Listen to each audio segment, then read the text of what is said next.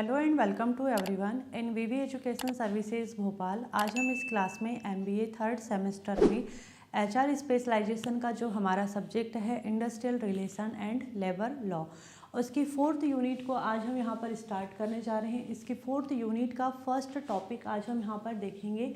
इसका जो first topic है वो है वर्कर्स पार्टिसिपेशन इन मैनेजमेंट। ठीक है, मतलब जो मैनेजमेंट है, ये जो मैनेजमेंट है या जो कोई कंपनी रहती है, ऑर्गेनाइजेशन रहता है, उसमें वर्कर्स का क्या पार्टिसिपेशन रहता है, उसकी जो भागीदारी रहती है वो क्यों ज़रूरी है, ये भागीदारी क्या होती है, इसके क्या ऑब्जेक्टिव होते हैं, इसके क्या फीचर्स हैं, इन सारी चीज़ों को हम यहाँ पर वन बाय वन करके डिस्क्राइब करेंगे। तो सबसे पहले हम यहाँ पर देखेंगे वर्कर्स पार्टिसिपेशन इन मैनेजमेंट, मतलब जो मैनेजमेंट है, मैनेजमेंट में जो वर्कर्स है उसकी भागीदारी के बारे में इसका जो कॉन्सेप्ट है उसको देखेंगे, फिर उसकी डेफिनेशन क्लियर करेंगे। ठीक है, तो जो ये वर्कर्स हैं या जो एम्प्लॉय होते हैं, जब ये वर्कर्स या एम्प्लॉय को मैनेजमेंट में यहाँ पर डिसीजन मेकिंग में हिस्सा दिया जाता है, उसे कहा जाता है वर्कर्स पार्टिसिपेशन इन मैनेजमेंट। मतलब यहाँ पर मैनेजमेंट में जो भी यहाँ पर डिसीजन हो रहे हैं उसमें वर्कर को भी इन्वॉल्व किया जाता है, इसीलिए कहा जाता है इसे वर्कर्स पार्टिसिपेशन इन मैनेजमेंट। इसको डेफिनेशन के थ्रू समझते हैं। When workers actively participate in running the management with their ideas, suggestions and decision, it is called the workers participation in management। ठीक है, इट मीन्स यहाँ पर क्या है कि जब वर्कर यहाँ पर जो आइडियाज़ हैं, जो सजेशंस हैं उनके, और जो डिसीजन से जो यहाँ पर मैनेजमेंट है, ये जो मैनेजमेंट है या जो कोई मतलब कहना चाहिए कि कंपनी होती है या फिर कह सकते हैं हम कि कोई ऑर्गेनाइजेशन है। ठीक है, ऑर्गेनाइजेशन है, तो ये ऑर्गेनाइजेशन को, कंपनी को या मैनेजमेंट को चलाने के लिए, रनिंग द मैनेजमेंट चलाने के लिए वो एक्टिवली पार्टिसिपेट करते हैं, इसे कहा जाता है workers participation in management. That is called a workers participation in management. ठीक है, मतलब यहाँ पर क्या बोला गया कि जो वर्कर्स हैं, वर्कर्स के जो भी आइडियाज़ होते हैं, जो भी उनका सजेशन होता है, डिसीजंस होते हैं, इनके थ्रू जब मैनेजमेंट को चलाने के लिए वो एक्टिवली पार्टिसिपेशन करते हैं, उसे कहा जाता है वर्कर्स पार्टिसिपेशन इन मैनेजमेंट। ठीक है, जैसे मान लो फॉर एग्जांपल ऑर्गेनाइजेशन में या मैनेजमेंट ने जैसे कि वर्किंग आवर्स को लेकर के एक डिसीजन लेना है। अब वो अकेले इसमें डिसीजन नहीं लेगा। जैसे मान लो कि 8 घंटे वर्कर्स को जॉब करनी है। ठीक है, 8 घंटे उनका वर्किंग आवर है, लेकिन यहाँ पर जो मैनेजमेंट है वो चाहता है कि वो 12 घंटे जॉब करवाए वर्कर से। तो वो अकेले अगर इसमें डिसीजंस लेगा तो यहाँ पर कॉन्फ्लिक्ट हो सकते हैं, डिस्प्यूट्स क्रिएट हो सकते हैं।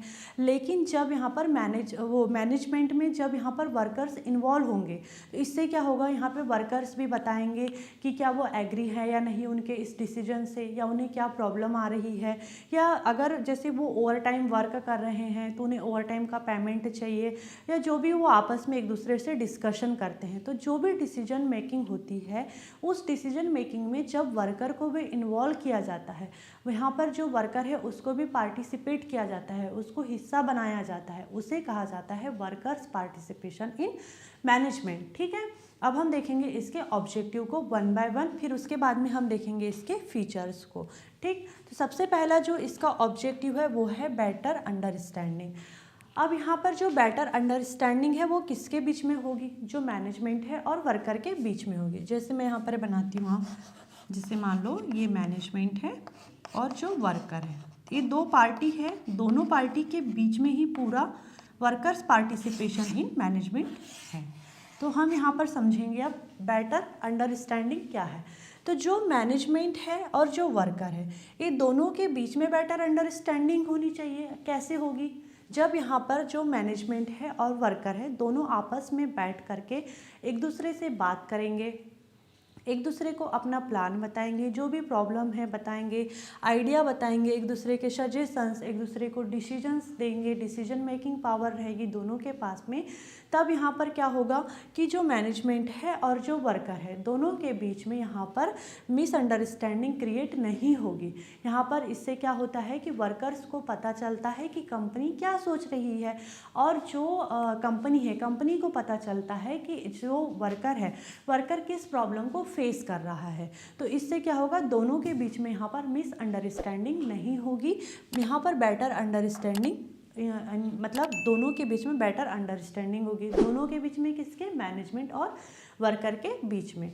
तो यहाँ पर क्या हुआ, जैसे मैनेजमेंट में यहाँ पर हमने वर्कर को पार्टिसिपेट किया डिसीजन मेकिंग में, तो इससे क्या हुआ, बेटर अंडरस्टैंडिंग हुई मैनेजमेंट और वर्कर के बीच में। मतलब यहाँ पर जो भी डिसीजंस ले रहे हैं, मैनेजमेंट क्या सोच रहा है, क्या करने वाला है आगे, सारे प्लान जब वो अपने एम्प्लॉय को बताता है, और अगर उसमें किसी चीज़ से को लेकर के अगर वर्कर को प्रॉब्लम रहती है तो वर्कर भी बताता है कि हमें इस चीज़ से प्रॉब्लम है, आप इसको थोड़ा और अच्छे से इसका सॉल्यूशन निकालो या कोई दूसरा सॉल्यूशन निकालो।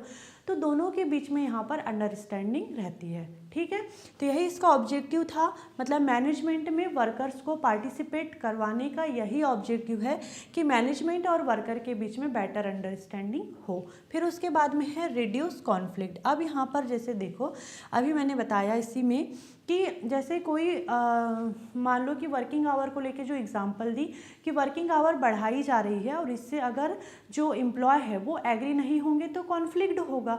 और यहाँ पर जब वर्कर पार्टिसिपेट कर लेते हैं, वर्कर को भी डिसीजन मेकिंग पावर मिल जाती है, तो इससे क्या होगा, कॉन्फ्लिक्ट नहीं होगा। मतलब जब एक वर्कर को डिसीजन मेकिंग की पावर दे दी जाती है तो उसे क्या फील होता है, उसे ऐसा लगता है कि जो ऑर्गेनाइजेशन है, जो कंपनी है, जो मैनेजमेंट है, वो उसे इम्पोर्टेंस दे रही है। इससे स्ट्राइक नहीं होता, प्रोटेस्ट नहीं होगा, डिस्प्यूट्स क्रिएट नहीं होंगे, कॉन्फ्लिक्ट नहीं होंगे। ठीक है, तो यहाँ पर क्या हुआ, जब मैनेजमेंट में वर्कर्स ने पार्टिसिपेट किया, वर्कर्स को डिसीजन मेकिंग पावर मिली, तो यहाँ पर जो कॉन्फ्लिक्ट है वो रिड्यूस हुई है। ठीक, फिर उसके बाद में है मोटिवेशन एंड मॉरल। अब यहाँ पर जैसे जो वर्कर है, वर्कर को जब डिसीजन मेकिंग की पावर दे दी जाती है तो उसे यहाँ पर ऐसा लगता है कि जो कंपनी है, जो मैनेजमेंट है, वो उसे रिस्पेक्ट दे रही है, उसकी बातों को सुनता है मतलब जो मैनेजमेंट है वो वर्कर्स की बातों को सुनता है, उसे रिस्पेक्ट देता है। तो इससे क्या होगा, जो एम्प्लॉय का मोटिवेशन है, मोटिवेशन यहाँ पर इम्प्रूव होगा, मॉरल उसका बूस्ट होगा, कॉन्फिडेंस लेवल भी इम्प्रूव होगा। तो इससे क्या होगा, वो ज़्यादा अच्छे से वर्क परफॉर्म कर पाएंगे, इससे प्रोडक्टिविटी भी इंक्रीज होगी। ठीक, फिर उसके बाद में है एम्प्लॉय डेवलपमेंट। अब यहाँ पर जब एक वर्कर डिसीजन मेकिंग पावर रहती है, उससे उसके आइडियाज़ लिए जाते हैं, सजेशंस लिए जाते हैं, तो इससे एक एम्प्लॉय के अंदर लीडरशिप स्किल्स आती है, उसका कम्युनिकेशन अच्छा होता है, प्रॉब्लम सॉल्विंग क्वालिटी आती है उसके अंदर, उसका कॉन्फिडेंस लेवल भी इंक्रीज होता है। तो इससे वो आगे चल कर के क्या काम कर सकता है, जैसे सुपरविज़न का काम कर सकता है, मैनेजरियल रोल प्ले कर सकता है, या मैनेजरियल रोल में वो जा सकता है। ठीक, तो इससे क्या हुआ, एम्प्लॉय का डेवलपमेंट हुआ। एम्प्लॉय का डेवलपमेंट कैसे हुआ, अगर वो मैनेजमेंट में इन्वॉल्व ही नहीं होता, मतलब मैनेजमेंट में कोई आइडिया नहीं देता, कोई सजेशंस नहीं देता, कोई डिसीजन मेकिंग नहीं करता, तो वो यहाँ पर नहीं सीख पाता कि लीडरशिप कैसे की जाती है, उसका कम्युनिकेशन भी अच्छा नहीं हो पाता है। जैसे हम कभी बहुत अच्छे पर्सन के साथ में बैठकर बात करते हैं तो ऑटोमेटिक हमारा कम्युनिकेशन भी धीरे धीरे अच्छा होने लग जाता है। और अगर वहीं हम एक जैसे कोई भी जैसे ऐसे जिसे चीज़ों के बारे में ज़्यादा नॉलेज नहीं है, उसके साथ बैठ कर के अगर हम बातें करने लग जाए, उसके साथ में हम रहने लग जाए, तो हमको उसी जैसे कहते हैं ना, संगति का असर होता है। तो बस वही चीज़ है यहाँ पर कि जब एक वर्कर मैनेजमेंट के साथ में काम करेगा तो ऑब्वियसली उसके अंदर भी लीडरशिप क्वालिटी आएगी, उसका कम्युनिकेशन अच्छा होगा, एम्प्लॉय का डेवलपमेंट हो रहा है। क्यों हो रहा है, क्योंकि वो मैनेजमेंट के साथ में इन्वॉल्व हो रहा है, पार्टिसिपेट कर रहा है डिसीजन मेकिंग में। फिर उसके बाद में है रिस्पॉन्सिबिलिटी शेयरिंग। अब यहाँ पर देखो, जो रिस्पॉन्सिबिलिटी होती है, रिस्पॉन्सिबिलिटी तो सबसे ज़्यादा मैनेजमेंट के ऊपर ही रहती है। मैनेजमेंट के ऊपर जब बहुत सारी रिस्पॉन्सिबिलिटी रहेगी तो वर्कलोड भी ज़्यादा रहेगा, लेकिन जब वो यहाँ पर अपनी रिस्पॉन्सिबिलिटी वर्कर को दे देता है तो यहाँ पर उसका वर्कलोड भी कम होता है, मैनेजमेंट का जो प्रेशर रहता है वो कम होता है। और यहाँ पर जो वर्कर है, वर्कर को भी ये फील होता है कि हाँ मैनेजमेंट में, मतलब जो मैनेजमेंट है, मैनेजमेंट में यहाँ पर जो सिर्फ काम नहीं कर रहा हूँ, जो कंपनी है वहाँ सिर्फ मैं काम नहीं कर रहा हूँ, कंपनी को चलाने में या मैनेजमेंट को चलाने में भी मैं पार्टनर हूँ, या मुझे यहाँ पर रिस्पेक्ट मिलती है कि मैं मैनेजमेंट को चला सकता हूँ, इसलिए मुझे रिस्पॉन्सिबिलिटी दी जाती है। तो देखो रिस्पॉन्सिबिलिटी दे देने से क्या क्या यहाँ पर एडवांटेज है। जैसे यहाँ पर जो मैनेजमेंट है उसका वर्कलोड कम हो जाता है, प्रेशर कम हो जाता है। यहाँ पर जो वर्कर है, वर्कर को ये फील होता है कि हाँ मैं सिर्फ यहाँ काम नहीं कर रहा हूँ, मुझे कंपनी चलाने में भी यहाँ पर मतलब कंपनी चलाने में भी मैं पार्टनर हूँ, उसे ये फील होता है। ठीक, फिर यहाँ उसके बाद में है इंडस्ट्रियल पीस। अब देखो किसी भी ऑर्गेनाइजेशन में या कंपनी में इंडस्ट्रियल पीस कब बनी रह सकती है, जब उस ऑर्गेनाइजेशन का या कंपनी का जो वर्कर है, जो एम्प्लॉय है, वो सेटिस्फाइड रहे, अपनी जॉब से सेटिस्फाइड रहे, वहाँ के वर्क इन्वायरमेंट से सेटिस्फाइड रहे, कंडीशंस से सेटिस्फाइड रहे, जो मैनेजमेंट है, जो रूल्स रेगुलेशंस है, जो पॉलिसीज है वहाँ की, इन सारी चीज़ों से जब एक एम्प्लॉय सेटिस्फाइड रहता है तो ऑटोमेटिक किसी भी कंपनी में या ऑर्गेनाइजेशन में यहाँ पर इंडस्ट्रियल पीस बनी रहती है। जैसे यहाँ पर क्या हुआ, मैनेजमेंट और वर्कर के बीच में अंडरस्टैंडिंग बनी रही, किसी भी प्रकार की कोई मिसअंडरस्टैंडिंग नहीं है। क्यों? क्योंकि दोनों यहाँ पर एक दूसरे को अपनी प्रॉब्लम बता रहे हैं, दोनों एक दूसरे से अपने आइडियाज़ ले रहे हैं। फिर यहाँ पर कॉन्फ्लिक्ट नहीं हो रहा है। क्यों नहीं हो रहा है? क्योंकि यहाँ पर डिसीजन मेकिंग की पावर है एम्प्लॉय के पास में। यहाँ पर उसका मोटिवेशन इम्प्रूव होता है, मॉरल इम्प्रूव होता है, उसका पर्सनल डेवलपमेंट हो रहा है एम्प्लॉय का, जैसे उसके अंदर लीडरशिप क्वालिटी सारी है, उसका कॉन्फिडेंस लेवल इम्प्रूव हो रहा है, उसे रिस्पॉन्सिबिलिटी दी जा रही है, जिससे उससे ये फील होता है कि मैं कंपनी चलाने में भी हेल्प करता हूँ, मुझे रिस्पेक्ट मिलती है। तो जब एक ऑर्गेनाइजेशन में इतनी सारी चीज़ें, इतनी सारी क्वालिटीज़ एक साथ जब किसी एम्प्लॉय को मिलेगी तो ऑटोमेटिक उस ऑर्गेनाइजेशन में जो एम्प्लॉय है वो सेटिस्फाइड रहेगा, अपनी जॉब से, मैनेजमेंट से, सारी चीज़ों से सेटिस्फाइड रहेगा। और जब एक एम्प्लॉय सेटिस्फाइड रहता है तो ऑटोमेटिक इंडस्ट्रियल पीस भी बनी रहती है। तो जो यहाँ पर वर्कर्स पार्टिसिपेशन इन मैनेजमेंट है, इसका क्या ऑब्जेक्टिव था? इसका ऑब्जेक्टिव यही है कि मैनेजमेंट और वर्कर के बीच में अंडरस्टैंडिंग बनी रहे, किसी प्रकार का कोई कॉन्फ्लिक्ट ना हो, एम्प्लॉय का मोटिवेशन, मॉरल, उनका कॉन्फिडेंस लेवल बूस्ट हो, साथ में यहाँ पर एम्प्लॉय का पर्सनल डेवलपमेंट भी हो, ताकि वो आगे जा कर के सुपरविज़न या मैनेजरियल रोल में जा सके, उसे रिस्पॉन्सिबिलिटी दी जाए जिससे उसे इम्पोर्टेंस या रिस्पेक्टेड फील हो। फिर यहाँ पर इंडस्ट्रियल पीस भी बनी रहे। यही सारे ऑब्जेक्टिव है एक मैनेजमेंट में वर्कर्स को पार्टिसिपेट करने का। ठीक है, अब हम देखेंगे यहाँ पर जो वर्कर्स पार्टिसिपेशन इन मैनेजमेंट है उसके फीचर्स क्या हैं, इसको भी हम यहाँ पर वन बाय वन करके डिस्क्राइब करेंगे। तो फर्स्ट इसमें दिया हुआ है ज्वाइंट डिसीजन मेकिंग। अब देखो जो ये वर्कर्स पार्टिसिपेशन इन मैनेजमेंट है, इसका जो मेन फीचर यही है कि ज्वाइंट डिसीजन मेकिंग, मतलब यहाँ पर जो मैनेजमेंट है और जो वर्कर्स दोनों यहाँ पर जो इम्पॉर्टेंट डिसीजंस होते हैं, इम्पॉर्टेंट डिसीजन में इन्वॉल्व होते हैं। इससे क्या होता है कि वन साइडेड डिसीजंस नहीं होते हैं। जब दोनों पार्टी बोलने से यहाँ पर जो मैनेजमेंट है और जो वर्कर है, ये दोनों पार्टी जब यहाँ पर डिसीजन मेकिंग में इन्वॉल्व होंगे तो इससे क्या होगा, जो भी डिसीजंस होंगे वो प्रैक्टिकल होगा और यहाँ पर वो उनमें बैलेंस बना रहेगा। ठीक है, इसीलिए यहाँ पर ज्वाइंट डिसीजन मेकिंग इम्पॉर्टेंट है, ताकि यहाँ पर किसी भी प्रकार की कोई प्रॉब्लम क्रिएट ना हो, कोई प्रैक्टिकल और बैलेंस्ड डिसीजन मेकिंग हो।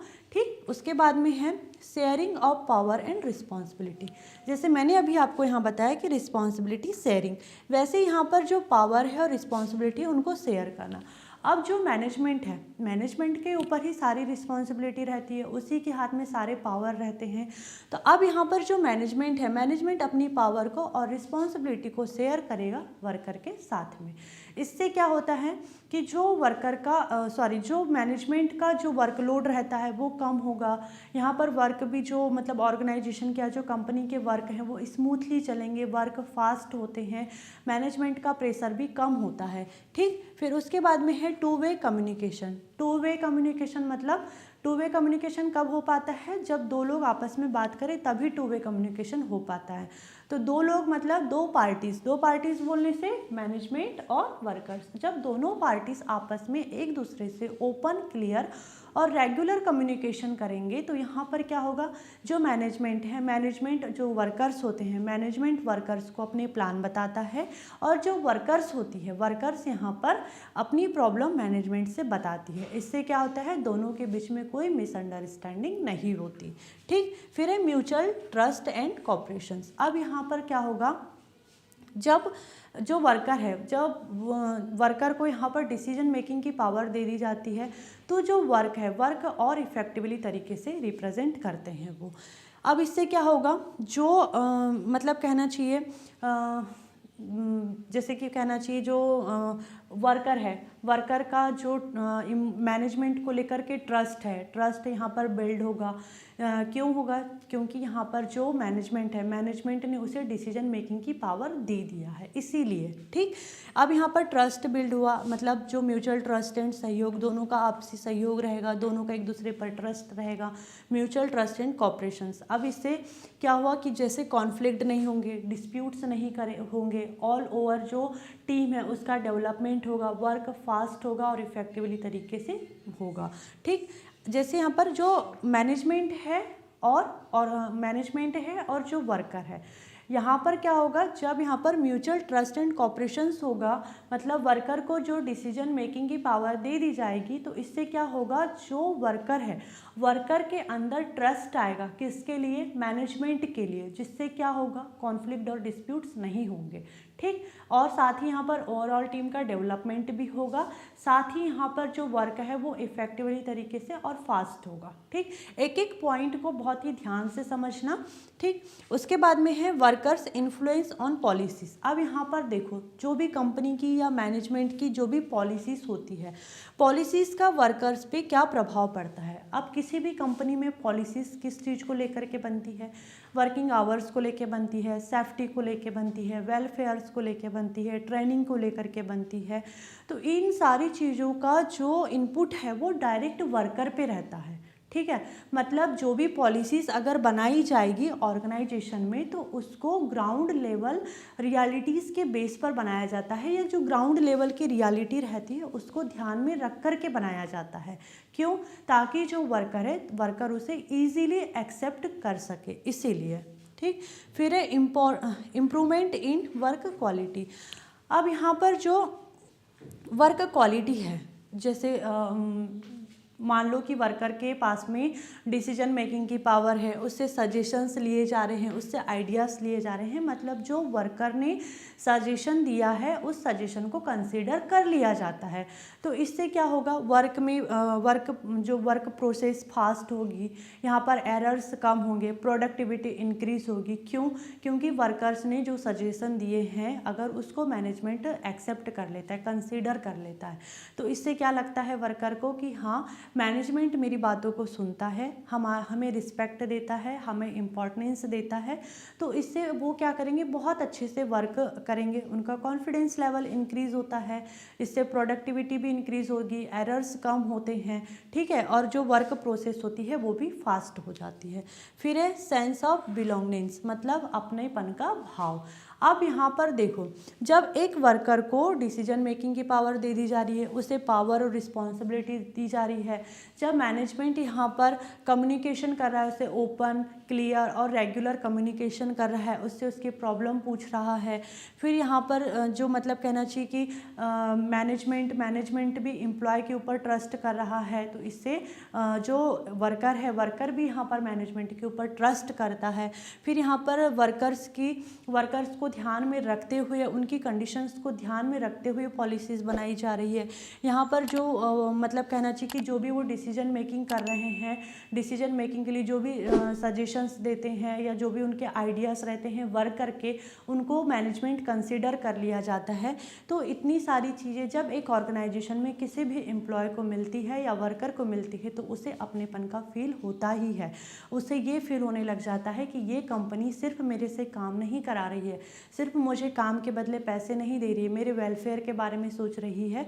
और साथ ही यहाँ पर जो वर्कर होता है, वर्कर भी यहाँ पर लॉन्ग टर्म ग्रोथ के बारे में सोचने लग जाता है, लॉयल्टी आ जाती है उसके अंदर और वर्क के लिए डेडिकेशन भी आ जाता है। ठीक है, तो ये थे इसके फीचर्स। तो आज का जो हमारा टॉपिक था वो क्या था? आज का हमारा टॉपिक था वर्कर्स पार्टिसिपेशन इन मैनेजमेंट, मतलब मैनेजमेंट में वर्कर्स की भागीदारी। तो यहाँ पर जैसे डिसीजन मेकिंग में अगर जो मैनेजमेंट है, मैनेजमेंट यहाँ पर वर्कर्स को डिसीजन मेकिंग में हिस्सा दे देता है, उसे कहा जाता है वर्कर्स पार्टिसिपेशन इन मैनेजमेंट। फिर इसके हमने ऑब्जेक्टिव देखे कि मैनेजमेंट और वर्कर के बीच में बेटर अंडरस्टैंडिंग रहे, किसी प्रकार का कोई कॉन्फ्लिक्ट ना हो। फिर यहाँ पर मतलब किसके बीच में कॉन्फ्लिक्ट नहीं होना चाहिए? मैनेजमेंट और वर्कर के बीच में। फिर यहाँ पर जो वर्कर है, वर्कर का मोटिवेशन इंप्रूव हो, मॉरल इंप्रूव हो, उनकी पर्सनल डेवलपमेंट हो, फिर उनको रिस्पॉन्सिबिलिटी भी देना, जिससे क्या होगा? इंडस्ट्रियल पीस बनी रहेगी। ये थे इसके ऑब्जेक्टिव। और इसके जो फीचर्स हैं, इसमें दोनों पार्टीज मिल करके डिसीजंस ली जाती है। फिर यहाँ पर जो वर्कर्स है उन्हें पावर दी जाती है, रिस्पॉन्सिबिलिटी दी जाती है, ओपन कम्युनिकेशन करता है मैनेजमेंट वर्कर के साथ में। फिर यहाँ पर दोनों एक दूसरे के ऊपर ट्रस्ट करते हैं, दोनों एक दूसरे का सहयोग करते हैं। फिर यहाँ पर वर्कर्स को ध्यान में रख के पॉलिसी बनाई जाती है। Improvement in work quality, work quality में इम्प्रूवमेंट आता है कब? जब यहाँ पर वर्कर्स जो सजेशन देता है उसे कंसिडर कर लेता है मैनेजमेंट, तब। और यहाँ पर फिर अपनेपन का भाव, अपनेपन का भाव, यहाँ पर इतनी सारी चीज़ें जब एक ऑर्गेनाइजेशन में एम्प्लॉय को मिलती है तो ऑटोमेटिक उसे अपनेपन का भाव आ जाता है। तो ये था हमारा आज का topic. I hope this topic is clear and thank you for watching this video.